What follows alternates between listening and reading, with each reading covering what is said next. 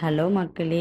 தானியங்கள குழந்தைங்களுக்கு உணவா எப்படி பதப்படுத்தி, பக்குவப்படுத்தி குடுக்க போறோம் அப்படின்னு தான் இந்த வீடியோல பார்க்க போறோம்.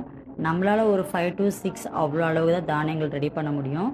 அதுக்கும் மேல தானியங்கள் வந்து குழந்தைங்களுக்காகவே கடைகள்ல சேல் பண்ணிட்டுருக்காங்க. எங்க வீட்டு பக்கத்துல ஒரு 12 வகையான தானியங்கள் அளவுக்கு எனக்கு பக்கம் இருக்க கடையில் எனக்கு கிடச்சிது. அந்த 12 வகை தானியங்களும் நான் வாங்கிட்டு வந்து எப்படி வந்து அதை பவுடராக நான் மேக் பண்ணி குழந்தைக்கு நான் கொடுத்தேன் அப்படின்னு சொல்லி பார்த்தீங்கன்னா, வாங்கிட்டு வந்த தானியங்களை கட் பண்ணி ஒரு பாத்திரத்தில் போட்டு நல்லா 5 to 6 டைம்ஸ் 6 to 7 டைம்ஸ் நல்லா வாஷ் பண்ணி எடுத்துக்கினேன்.